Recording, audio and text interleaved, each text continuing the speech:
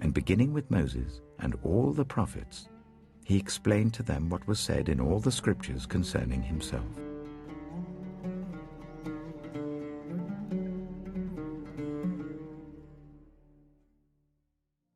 Shalom, children.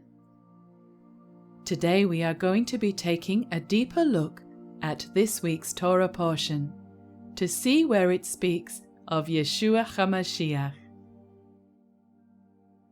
We are in the book of Shemot. The parashah this week is called Beshalach, which in Hebrew means when he sent. Let's hear a summary of the parashat. After allowing the children of Israel to depart from Mitzrayim, Pharaoh chases after them to try and force them to return. The Israelites find themselves trapped between Pharaoh's army and the sea. Adonai tells Moshe to raise his staff over the water. The sea splits, allowing the children of Israel to pass through. The water then closes over the pursuing Egyptian army. Moshe and the children of Israel sing a song of praise and gratitude to Yahweh. In the wilderness, the people suffer thirst and hunger, and complain to Moshe and Aharon. Adonai miraculously sweetens the bitter waters of Marah, and later has Moshe bring forth water from a rock by striking it with his staff. Yahweh causes manna to rain down from the heavens each morning. When the people then complain that they don't have meat to eat, quails appear in the Israelite camp. The children of Israel are instructed to gather a double portion of manna the day before the Sabbath. They are told none will descend on Shabbat, as it is a divinely decreed day of rest. Some disobey and go to gather manna on the seventh day, but find nothing. Aharon preserves a small quantity of manna into a jar as a testimony to future generations. In Rephidim, the people are attacked by the Amalekites, who are defeated by Moshe's prayers and an army raised by Yehoshua. Yeshua said, "If you believed Moshe, you would believe me, because he wrote about me." So let's dig a bit deeper to see if we can find Yeshua in the scriptures. Have you ever been on a hike with your family to a place where you have never been to before? In that situation, you have to rely on your parents to show the way. The children of Israel also found themselves on a very unfamiliar journey. They didn't have any maps, and they may have wondered just how they would reach their destination. Well, we read, Adonai led the people around by way of the wilderness. When we allow Yahweh to be our guide, we will get to the place we need to go.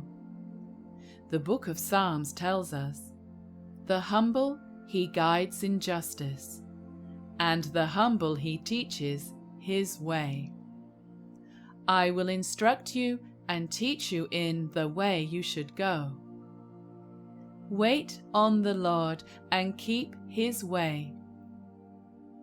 Shaul, a teacher of the law during the time of Yeshua, stood before the Roman governor called Felix, saying, "I worship the Elohim of our ancestors as a follower of the way." And when we studied the life of Yeshua together, we heard him teach the disciples, "I am the way, the truth, and the life. No one comes to the Father except through me." Have you ever heard the saying, "Caught between a rock and a hard place. What do you think it means? It describes a situation where option A isn't good, and option B doesn't look much better either. What's needed is an option C. When the Israelites found themselves trapped between their own rock and a hard stone, Adonai showed Moshe Plan C, the sea. Moshe had then lifted up his rod and had authority over the waters. We would later see the same authority over waters during Yeshua's ministry. In the Gospel written by Mark, he tells us, "The disciples took Yeshua with them onto the boat, and there arose a great storm of wind, and the waves beat into the boat so that it was full of water. Yeshua was in the stern, sleeping on a cushion. The disciples woke him and said, 'Teacher, don't you care if we drown?' Yeshua got up, rebuked the wind, and said to the waves, 'Quiet, be still.' Then the wind died down and was completely calm. The taught ones were terrified and asked each other, 'Who is this? Even the wind and the waves obey him.' After the waters had closed back over the Egyptian army, Israel saw the great work Adonai had done in Mitzrayim. So the people believed Adonai and his servant Moshe. When we listen and obey Moshe, we can readily follow the way Yeshua walked.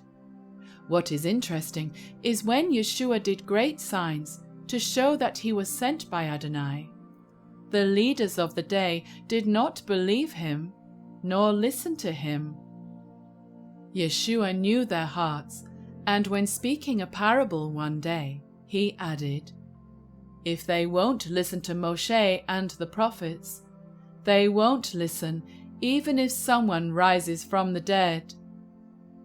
He added, "If you believed Moshe, you would believe me, for he wrote about me. But if you do not believe his writings, how will you believe my words?" So in order to follow Yeshua, we need to listen and obey the instructions Adonai gave Moshe. As we read on, the parashah teaches us that Adonai provided the children of Israel with their daily bread in the form of manna. They gathered it every morning, every man according to his need. The manna in the wilderness was a type and shadow of Yeshua. One day during his ministry, a crowd had gathered before him and asked, "What sign will you perform, that we may see it and believe you? What work will you do? Our fathers ate the manna in the desert, as it is written, He gave them bread from heaven to eat." Yeshua answered them, "My Father gives you the true bread from heaven. For the bread of Adonai is He who comes down from heaven and gives life to the world." Then they said to him, "Lord, give us this bread always." Yeshua told them, "I am the bread of life. He who comes to me shall never hunger, and he who believes in me shall never thirst." And children, just as the Israelites in the wilderness had their daily needs met, we too have manna available for us to collect every day. We can pick up the Bible, open it up, and read words which point to the way and life. Well, children, that is the end of our study for today. So we will see you next time when we search the scriptures together. Shalom.